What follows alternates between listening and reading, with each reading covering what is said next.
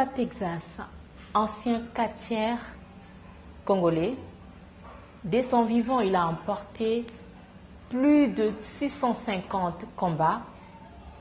Décédé le 30 août dernier, suite d'une maladie qui a fait 4 jours selon sa famille. Très aimable internaute, bonjour et bonsoir, ça dépendra de l'heure à laquelle vous êtes en train de nous suivre. C'est avec beaucoup d'émotion et beaucoup de douleur que nous présentons cette émission, avec des larmes aux yeux, parce que nous avons commencé cette histoire dès le premier jour quand nous avons reçu cette nouvelle de la disparition de notre ancien catcheur albinos Mwimba Texas.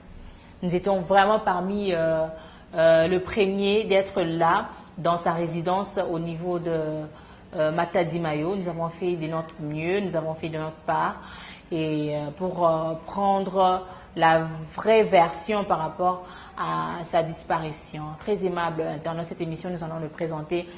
Ça nous sera un peu bilingue pour la meilleure compréhension de tous. Baimboka, Tolwaka était tout passe, tout coule, tout passe et rien n'est de mer. Pour dire que nous tous, nous finirons un jour à quitter ces terres. C'est avec beaucoup de douleur pourquoi je l'ai dit et des larmes aux yeux. Parce que bientôt là, Mwimba Texas va, depuis sa disparition, ça va totaliser 1 mois depuis qu'il est parti. Très aimable internaute, nous avons reçu un coup de fil de un de sa famille qui nous appelle Madame Léa.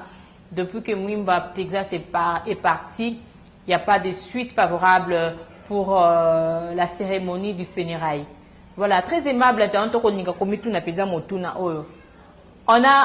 Je crois que nos autorités, ils ont vu à travers le média comment la famille ont lancé les cris de larmes par rapport à la disparition. Mwimba Texas, pour rappel, Mwimba Texas a été pendant 3 jours. Ils avaient une constipation. Je crois que les abonnés de Congo Impact News, qui témoignage, il y a moi, Sinel Lulinga Lobaki. Sa femme était surprise, s'attendait qu'il n'en c'est pas qu'il y a régulièrement. Abeli, il y a encore constipation. Premier jour, Monique, ils ont un peu ça va. A soumis fruits comme il faut pour Amela, jupe, mais à l'air grande surprise, Monique Mwimba Texas à Koufaki. Tous ceux qui n'avaient interview, je crois que beaucoup de monde, papa Age, Azolexango, Susuana. Ndenge moto azalaki na ye avant kufa ndenge olbete aleko solana Mwimba Texas très bien akomaki na ye déjà moins bien après donc on est comme qui 4e jour azalaki na ye penza moins bien ba solana na papa yende mutoko tozoko yamba ye na appel d'ici là toko solana ye akoka pesa biso penza moins lumière par rapport ya ndenge makambo ko se dérouler tebete Mikolo na mboka na Kinshasa même ailleurs babibembe ou mais la race soupé na ba morgue et commence à couper moi après quelques jours babimisi moto balekine ba mama ke kokunda mais à Mwimba jusqu'à présent et zo mais je ne sais pas ils a suite à quoi je ne sais pas ils a suite à quoi dans la Bible na suka sala ki lobi kona pesa na hotel action ya suka lobi sala ki albinos moko yaki awa za déjà na problème asalele billet d'envoi pour akene na campus azana awutaki côté ya na mboka ya Mende na mboka wana ayaki awa kona kota wana zana chapa salele ke billet d'envoi pour atila na campus papa wana lele ke bien sûr au salele nga billet d'envoi ya kokende campus mais transport pona longwa ana kene campus na zana hote yeba lobi na maladi na ye ayebisinga na zwa liboso utayebisinga na pese 3000 sanzi 3000 na tike pa pese ponga na zokende matali pa après na suka ye moko so alobi te kokene ba ndeko na ye moko fo accompagner 3000 wana ko kokate bagisila ye 3000 lisusu sala 6000 ngakutu langina na yima na lobi yo mutu pe no so bela me olingi so dépasser yebisinga ke ko yima te tika lokola volonté na ngai sengi bongo yo zwa kaka mbongo pesa wana témoignage na suka lobi asala action asuka ya sala ki lobi yango na pasi na ya sala ki nango lobi me alomoni 6 000 francs apesaki albinos wana afuta transport akende na lelo akende na campus po balandela swena sentina ba sentina ndenge na ndenge mwana na yo ya lali pongi ya suka na sengi na yo papa Fati Beton na sengi yo pardon mingi na kombo na Yesu Kristo sunga Mwimba Texas ba kunde na honneur o kunde na honneur peuple congolais abando ko kanisa yo atana likambo moko oyo osana kata nzoti ya Mwimba Texas. D'ailleurs témoignage nous garder ya Mwimba Texas kata ko lobate na mutema wana za ma papa po na biso soki lelo na république pas comme ko respecter balbinos et sa grâce ya papa Mwimba Texas tomona ki ba mama mususu ko bota mwana albinos akobaki mwana na zandoki bele ba kozwa mwana akiapa kina terrasse akiapa ki par-ci par-là maman mkolo mwana maboyi mwana po za race mais grâce à papa Mwimba Texas to combien respecter la société les pe balbinos bango za pe grâce à cause la entreprise grâce à papa Mwimba Texas non mais c'était parce que non kokate non mona lokola ndoto non c'est na bakonzi batika biso te pardon basunga biso na minute osala ba oyo ma papa ezanda ko balili batelema bazwede ma papa bakundela biso yango po biso bana tokoka na biso te tosanganaka mingi eza mpona papa na biso na minute toyebi te estce amour tozalaki nango papa aza te estce tokosangana lisusu nani akotelema po remplacer place ne tomoni te molimo ne pema na kimia molimo ne vome pema na kimia. Merci beaucoup. Mais tu appel il y a moko azali na kati ya famille ou azali peza proche na famille ou asolola ki na mowei na Mwimba Texas ou azali le premier catcheur albinos congolais en remportant plus de 650 combats. Donc à ça la fierté monene ya mboka na biso ya République démocratique du Congo. Mais Kobima na na morgue, to pe ko kundama na ça pose problème. Je ne sais pas c'est dit à quoi cet problème est lié na nini. Il faut ba nani. Ba en plus l'autorité jusque là, c'est leur information monsieur Tozaki Nango, je ne sais pas ce qui ba kumta ko contre ngai jusque là tout le monde na moto à télémité. So réseau ba ngomo famille le baki so Tozaki artiste et musicien moko akufi. Baroyata musuta moi le mbango pour na kolaksa couper sa contribution na bango pour na ko soutenir enfin que ebembe wana ko kokundama. So ezalaki politicien également la même chose. Mais je ne sais pas ba place aka ba artiste plutôt ba catcheur wapi. Ba place bango wapi ba sportif. Ya boko na biso boko placer bango wapi. Icône munene boy. Dès son vivant, Mwimba Texas a imposé respect face à la race na bango ya balbinos. Ni n'ignore comment balbinos na bamboka mususu mona ba Tanzanie ba mboka mususu ndenge ba maltraitaka balbinos. Mais ici au Congo, grâce à Mwimba Texas bien sûr, tout le monde a moins respect wana ekota mutayebete. Albinos ko boti albinos azali ndokite azali mwana azali kelam o nzambe atindi to papesi. Mwimba Texas de son vivant a créé qui fondation Mwimba Texas où il défendait seulement la cause ya bato balai ko porter po wana ya balbinos. Il a pu imposer. Moi, je vais même participer à la cérémonie personnelle, mon vieux Mwimba Texas. Je peux participer à la différentes cérémonies organisées. C'est quelqu'un qui avait la tête. Et très souvent, dans l'activité, il y a des grands leaders d'opinion. Mais comment se fait-il le 30 août jusqu'à aujourd'hui, Mwimba Tozo zelande konabiso akoka kokota to pesa la biso signe parce que là américain ko déplacer moi mké biso peut de qui moi retard pour na ko ça la émission mukula lelo on l'attend toujours une fois qu'à côté to relancer appel to calé pourquoi moi ba texte peut-être ba mususu ba bossa ni kutu moi ba texte on ba kunda ye to ba kunda. Une fois, je crois, il y a 2 semaines, quelques jours, toujours lancé déjà appel. Ceux qui ont Koyamba, Toko Solulanaye, Batomususu,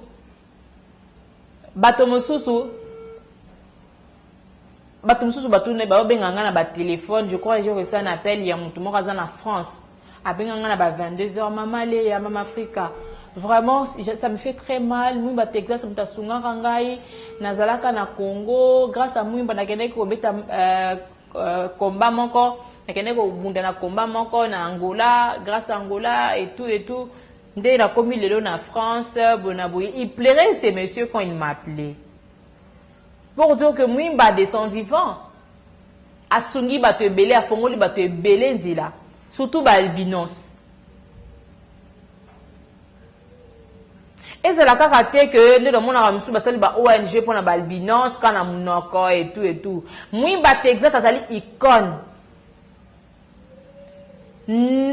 Pas seulement étant que albinos, mais dans le monde, il y a sport. Il y a beaucoup d'abisso à marquer. Dans 650 combats au Yabundi, tu peux remporter. Batika, tu peux live sur la sécurité. Moi, Texas. C'est quelqu'un quelqu'un que nous devons du respect. Et pourquoi ne pas soutenir sa famille? Pour moi, c'est banani balé à mibali. Tous ans après ça, au monde a autorité, bato pensa basangani boye. Bokunda, moi Texas d'honneur. Le coup la déconnaissance mobali. Denga zali koloba. Moi Texas mérite mieux. Et bembenaye banda kufa. Je sais qu'il fallait memango dans l'hôpital du cinquantenaire. Jusqu'à présent, je n'ai pas assez de précision. Ce qui va m'imiter, mais c'est que na yebi que moi Texas jusqu'alors a condamné.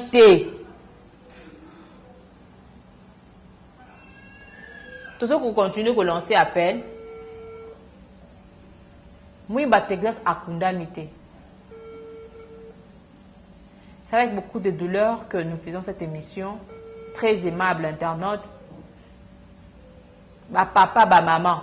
Ce qui peut l'être au Ninga Kozo Penza, et Kozo charge à Mouy Batekra, c'était pour nous kundaye. Biso, ba Congolais. Bande connexion à diaspora, toujours lancé appel et pas na bino. Mouy Batekzas, atiki fondation mounene. Oh, bon, on a bilili, wana. Bana msusu ya ba binos, ba la papa na biso okei. Nena ko défendre sous biso, nena ko place na biso. C'est vrai que Dieu est là, mais ils doivent aussi avoir quelqu'un qui sera devant eux pour la conduire. Ça fait très mal, je ne sais pas.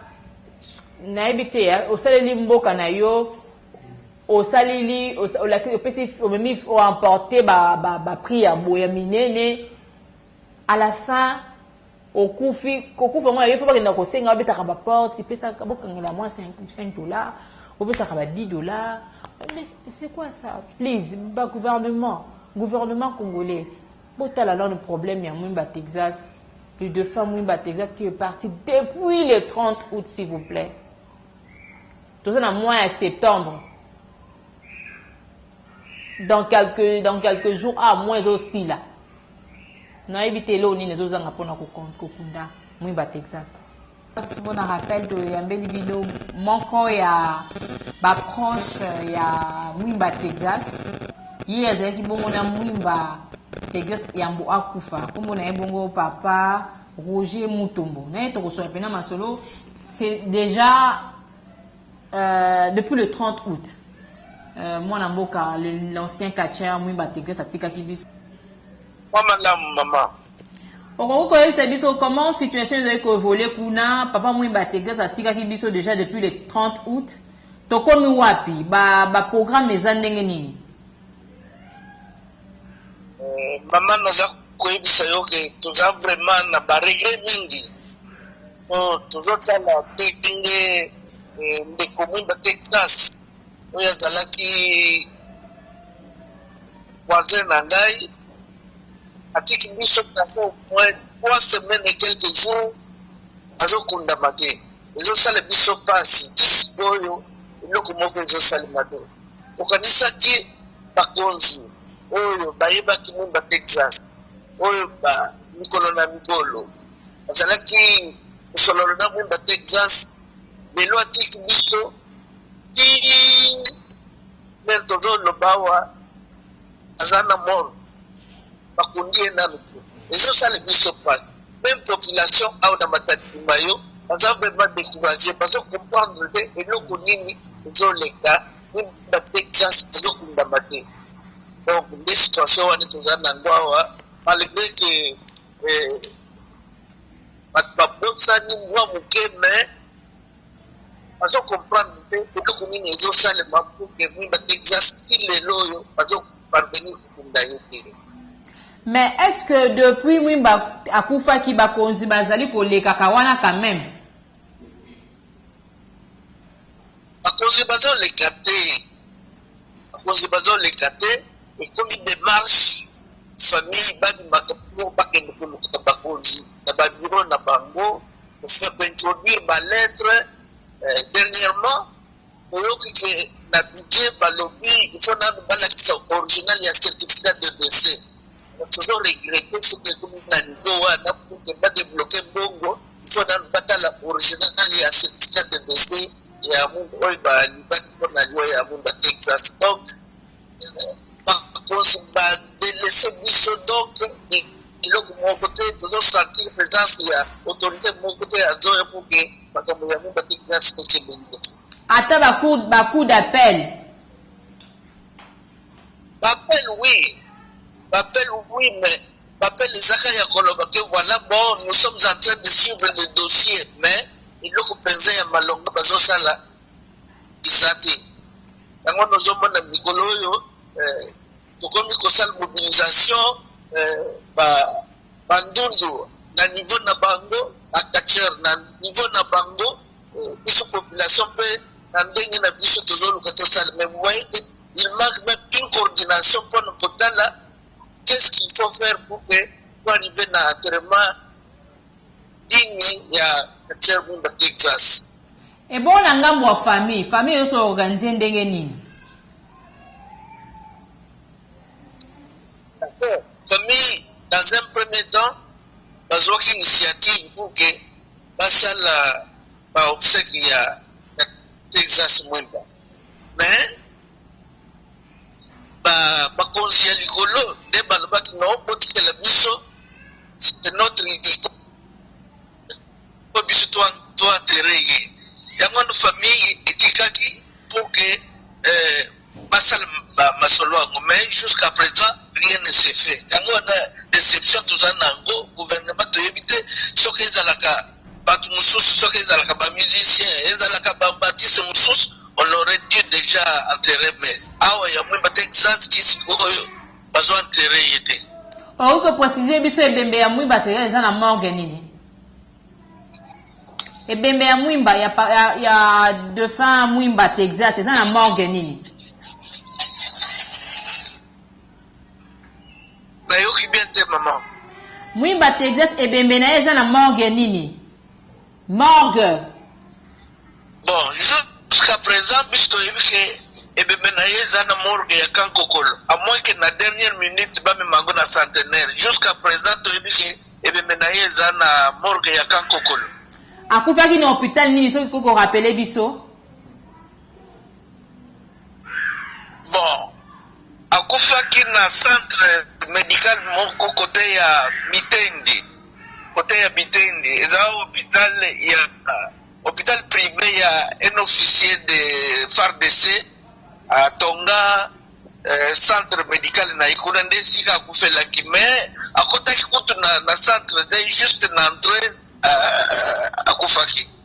Ok, matondi mingi Papa Roger Mutombo oki ko préciser biso mwasi na ye na mintu azali ndenge nini na bana na ye?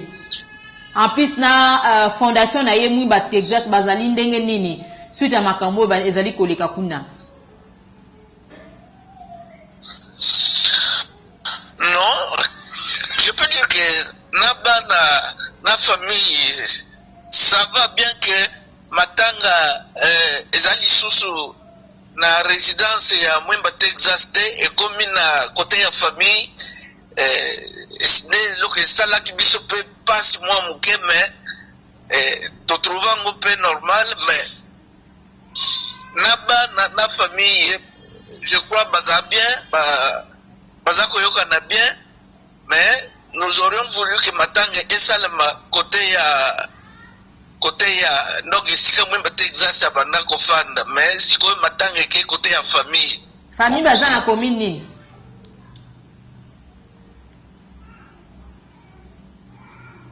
Je crois qu'il y a un problème de connexion. Oui, papa. Allô? Oui, papa. Allô? Oui, allô, papa. Tozo yokayo. Je crois qu'il y a un problème de connexion. Bisous tozali koyoka yo très bien. Bon, nazoyoka sikoyo, nazoyoka yo. Oui papa, ko c'est biso famille baza na commune nini, famille ya papa Mwimba.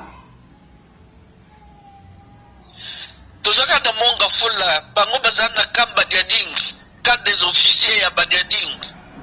Ah OK. Merci beaucoup papa Roger Mutombo pour la lumière, pour l'éclairage oyo pesi biso. Oko rappeler biso na mwa lombango. Mokola suka yo zalaka na papa Mwimba Texas po ete akufaki avant kana yeko ma grave bozalaki na ye eloko nini to pe liloba nini Mwimba Texas alobaki na yo?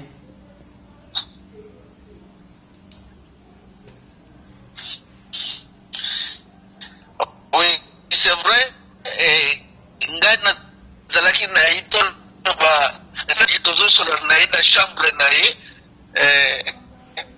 bon signe moko ebanda kolakisa ke Mwimba Texas akokufa te puisque quelque temps après ayambaki telefone ayebisi moto abengaki alobi ke tokokutana lundi nzambe akosala tokutana kaka lundi tosololi na ye asengi napesa ye mai napesi ye mai tozosolola bien tofandi na ye après alobi na ngai bo po abanda kobenga nga président alobi nalingi nalala po na butu nalala kite soki nakoko lala mwa muke alors alali wana afiniki nani dra na ye nga pe na bimi na ke quelque temps après de baye kobenga nga ke situation na ese komplina ndenge bamemi ye na hôpital ake kokufa kono bon eloko atikelaki nga banda koloba kaka est-ce que ndenge nazo sala ba OK mutu pa koko kufa tozo seka na ye mais je ne sais pas par après kaka ndenge to bana ko wana aye ko tika bisope. OK, merci beaucoup papa Roger Mutombo, merci pour na éclairage to pe lumière aussi ko pe sabiso na dossier oyo. Vraiment je crois que bandeko balandi yo je crois que o bazana mitema tout sami surtout ba autorité au bac était famille ekunda et bembete mais jusque là et bembe ya Mwimba Texas ekunda mité. Papa Roger, merci de rosao prochainement hein on a isolo mususu soki to en cas de besoin. Merci beaucoup maman. Merci papa. Merci beaucoup. Ngai nde naza ko remercier bino mais bosala kaka to pour que bo passer message oyo mbala na mbala pour que bakonzi ba comprendre qu'est-ce qu'il faut bakunda Mwimba Texas to ko sala presque ba regret mingi donc nous comptons sur vous pour que bo aider bakonzi bako ko intervenir na dossier Mwimba Texas bakunda est vraiment dignement puisque ça ne va pas comme ça. C'est quelqu'un qui a beaucoup servi ce pays et qui est au fan de Kandengwana et le Moko est au Salemate. Ok, mais on doit confirmer biso que bakonzi mto balbaki bako kundango banzimaki quand même ko kundango.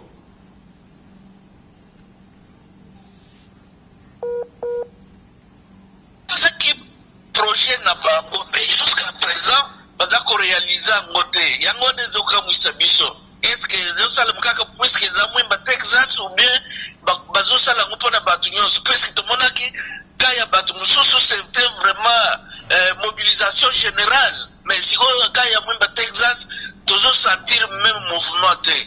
D'accord, merci beaucoup papa. Merci. Merci. Je vous remercie. Voilà, très aimable internaute Tolandi, ensemble Nabino, Wanezaki Bongo, Papa Roger, Mutombo, Wazalaki Moto, ya Suka Oyo, Mwimba Texas, Asile Kosulula Naye, Pe Tango Abandi, Mwimba Abandi Kosala Ba Ok, Ozaka Sinya Moto, Zali Kokende, Mwimba Texas, Abaki Moto, Soko Osala Ok Boye, cela veut dire que Moto Zoko Kufa. Papa Roger, Esakete, Yo Kosa Tamsuwa, Ok, non, normal. Voilà, et Kosa la Benza, pas si ma case.